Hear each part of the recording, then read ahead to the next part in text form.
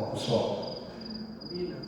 Hiyo akili inamhitaji mcha Mungu mmoja mzuri aliye smart sana, kwamba tunakulaje chakula cha mawaziri wakati sisi ni wanafunzi. Unaweza kukawa na kitu kadogo, lakini naomba nikwambie, kama uko chuoni, mojawapo ya njia ya kufeli na kushindwa maisha yako mpaka ya miaka mingine juu ni kujaribu kuishi maisha ya kishua wakati uko shuleni. Hapo unatakiwa uishi maisha kama mfungwa au kama mwanajeshi. Ina usalama zaidi kwako kuliko starehe yoyote inayohusu chakula na kinywaji unayoweza kuipata. Wabishi najua kwa hiyo nasema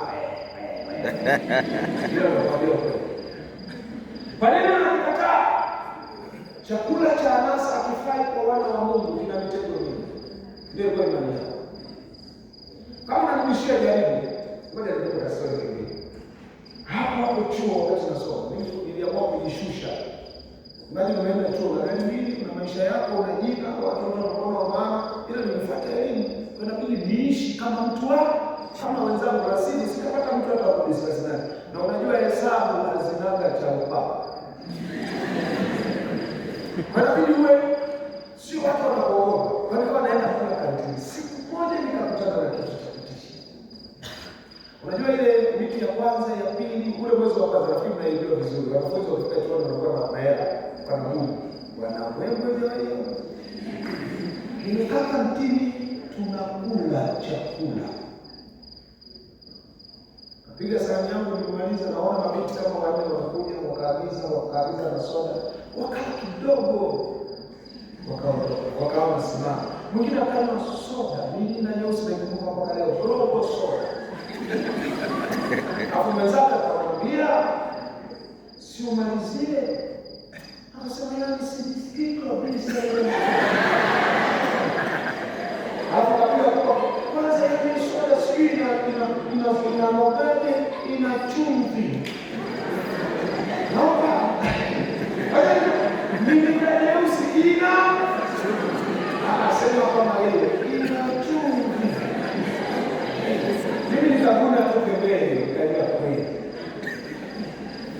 Huko wewe unasema kadogo, tutaonana mbele. Vinamka nakata tu. Lakini kwa wale wa Mungu wanaojielewa, ngoja nichomekea hapo. Mwaka huu niliingia kanisani nikakutana na tombo. Ameenda kwa kupenda yani. Yeye akaja tu, tombo kidada hicho kinakaa kama kimonono. Kikaomba, wao sasa vipi? Sasa kwa karibu na katika. Yaani dada, unajua siku moja nikamfunga, anaongea na simu, anasema tumie mkatumani. Alafu anabishana. Hivi sasa siri za watu. Yule dada anasema unajua sasa kama inaisha, anataka atumiwe milioni 7. Pale ndio nikashtuka. Tomboi wa milioni 7, lakini tunakula naye kantini. Nikashtuka huyo binti. Wenda ni zaidi ya ninavyo ndani. Tukamaliza semester huko moyoni nimelitunza hilo, akaondoka kaenda kwao. Akapiga simu akiwa kwao. Oya msema vipi? Safi. Uko poa sana niseme kuna jamaa hapa nimekuta mama kaweka nyimbo zake zimefanana kinyama. Akasema anaitwa nani? Akasema anaitwa si nani. Akasema huyo jamaa wananifananisha naye sana. Baadaye akaja kuchomekea na yule akasema ila aisee mama ameniambia rafiki uliyempata chuo usimwache.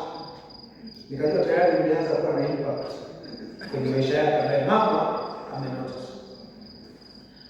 Aliporudi chuo safari iliyofuata akaongeza ukaribu zaidi na nikaanza kumwambia taratibu, ndio ni mtoto wa kike sasa anza kuvaa. Nakumbuka siku moja sitasahau alivaa dera, walitoka hadi vijana ndio mfano wanasema wewe muone. Kweli ilikuwa ni kichekesho kwa sababu hajazoea yani unajua wewe unamwambia kitu kimoja kujua nikamheshimu sana wewe.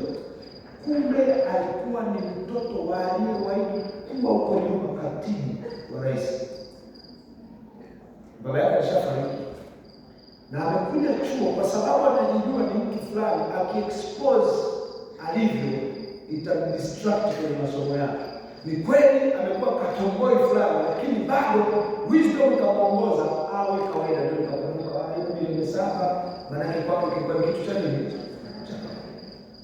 Anaona muda sio mrefu, bonge la muda, bonge la msichana.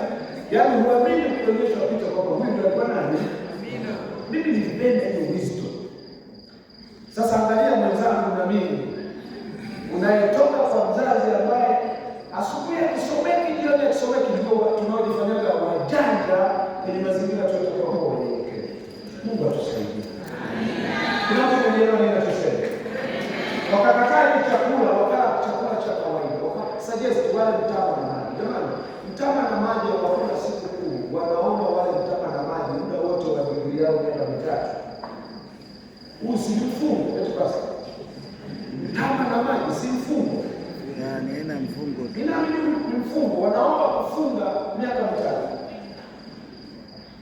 Kwa nini pia wanakataa chakula? Vyakula vya hawa jamaa vilikuwa vinatolewa kwanza kwa miungu yao. Na juzi kupita kitu moja Tanzania nikasema pole wa vijana wa Tanzania. Wewe mtu aliyewahi kupenda Afrika kuletea nyama. Wachache wamenielewa ninachosema. Nyama za deli. Siku utakayokuja kugundua nyama inawika ndani ya tumbo lako, ndio utaelewa nyama ya kuli haina maana. Kwa hiyo wakakataa kwa sababu kula hizo nyama za miungu mingine ilikuwa inamaanisha kukosea Mungu. Jambo la tatu, wao waliambiwa kabla wajala nyama lazima zichinjwe, zimwage damu. Wakajala wakuwa na ikati. Kwenye kisa tunayokuwa na hiyo zamani, nimesikia pastor jina la kile. Mimi niliwahi kipindi fulani kutokula kitimoto, sio kwa sababu ni mbaya, ila nilimuongeza kitimoto mmoja aliuawa. Yaani yule akuchinjwa aliuawa. Na nashukuru Mungu tabia rafiki yake sasa hivi. Yaani mtu alichukua mti wa kutwangia akamnuka mti huo mmoja. Maana yule aliyechinjwa ameliwa kiburi. Sasa ndani ndio kukataa. Issue nyingine sio kukataa chakula. Approach yao ya kukataa chakula kama vijana wasomi. Mimi ndio ninamaliza. Unajua Daniel ingekuwa wewe kijana wa PCA. Na umegundua hiki chakula kuna mtego. Unajua kitu ambacho umeamua kufanya. Yaani ni kukabreza tungemkatakata kwenye maombi. Kwanza tungeitaka tunamvuruga, tunamfunja,